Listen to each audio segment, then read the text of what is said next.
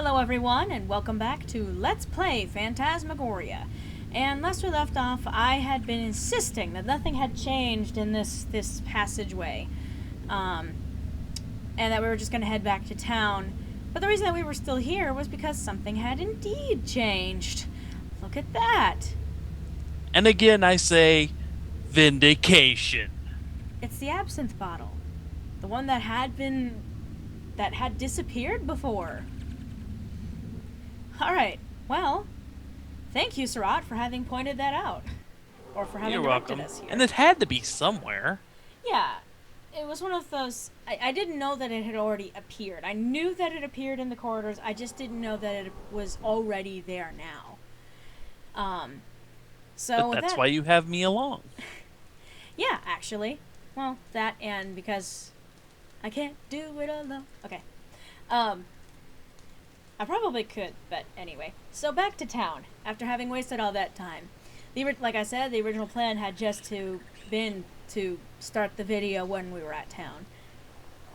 But since we found that, we figured we'd show that off. Anyway, over to Malcolm's house. We have the Pikachu to show him.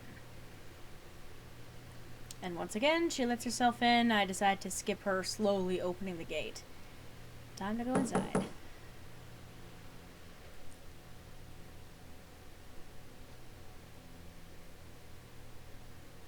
Hello? Yes? What do you want? Well? Here, I wanted to give Malcolm this old photo. I found it at the Carnavash estate. Mm-hmm. It's a photo of Malcolm and Carno. See what's written on the back? What is See Malcolm as a young boy. What is there to doubt about it? It's a picture. Please, you've got to let me in to see Malcolm. You can see It's that important. it's Malcolm and Carno in the picture. What is that? I mean, I guess I don't blame her for disbelieving Adrienne, but...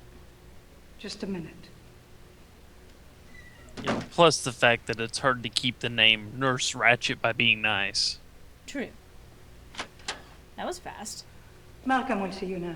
What did she do? Just throw the picture at him and he screamed, "Let her in!" I just have this mental picture of her folding it up like a paper airplane and aiming it at him. She is here, Malcolm. Sit. And you notice that she does not sit. Oh. Hey, he really is old. He's almost as old as you are, Surat. I remember posing this picture. I was just a young nipper of 10. Carno was my hero. Then, Your hero? yeah. I know what you saw in this picture. Saw? Yeah. The evil. It's back. And my husband? It may be too late for him. What? Young lady, sit down. I have something to tell you. Notice how he tells her to sit down too, and she still doesn't. Carno and wait. his first wife adopted Yes. me. At that time, he was a good man, respected by his colleagues, loved by his wife, admired by his audiences. But all that changed when he got the book. He gained immense powers through contact with the black forces. Through the book, he unleashed a demon, an entity so evil it had no name, no worldly description. This thing came to possess Carno, audience saw. Carno became like it. He became very powerful, and his fame and his wealth increased. But he was cursed. No, really? An evil book was cursed? He had loved his wife Hortensia and their baby daughter. But all that changed. He became abusive. I don't have proof, but I believe he killed them both. I believe he killed all his wives. But Malcolm, what happened the night Carno and Marie died? Carno's final days came when Marie took up with his prop man, Gaston Warwick. Obviously, Marie suspected Carno of committing terrible deeds with herself as his next victim.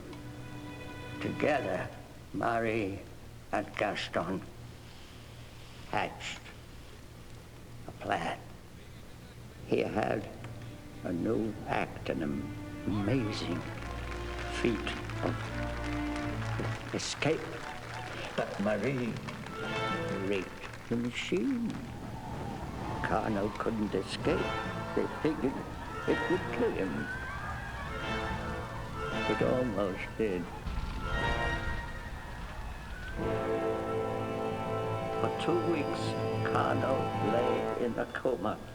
But then, one night, he awoke, swearing revenge. As Freddy Krueger. I saw Carno drag an unconscious Gaston into his theater. There, from within the secret passages, I watched as Carno tortured and mutilated the poor man, leaving him for dead. Then it was Marie's turn. Totally crazed, nothing but pure revenge on his mind, Carno started up that god-awful machine, that awful contraption, and before my very eyes, I saw Marie die. I'll never forget the look of shocked surprise on Carno's face. Poor Gaston was dying. This was his final heroic act. How did you see it from behind? The look of shock on his face. To my horror, I then saw a demon. That's all I know to call it. Leave his body and disappear through the theater floor. I knew where it was going. Carno knew it too. My only thought was of running away, but I hesitated when I saw Carno going to the same place the demon had gone. Really? I rushed back to the hidden passages just in time to see Carno carrying the chest which held that evil book. Then, just before reaching the chapel, he stumbled and fell for the last time. That's not stumbling. I saw him cross himself in the Catholic way before dying. I think he was trying to make his peace with God. I picked up the chest containing that horrid book, and I assume the demon itself, and carried it into the chapel. I really don't know what I thought I was doing, but somehow I felt as if I were containing this cursed evil. I had hoped forever. After leaving the chapel, I then dragged Carno's body back to his secret chamber, where he now lies. But wait, Carno's not in his tomb? No, that is Gaston Warwick. He was so mutilated that they all thought he was Carno. That explains the pocket watch. I said nothing. I let them think what they wanted. And what about the demon? The demon? Oh, that's why I agreed to talk with you. Somehow, it must have been released. Oh yeah, somehow. Oh my God. That's right. It's your fault. Dawn. Yep. What can We do? warned you.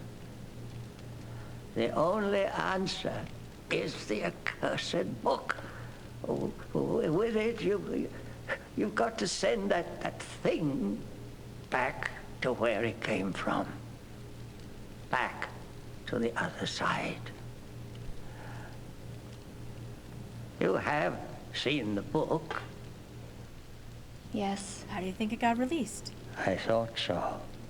All right, young woman. You're the only one who can do this. The only one? Your husband's soul is ensnared. I'm not sure what I can do or what can be done for him. But if you can somehow get close to the demon, here's what you can do.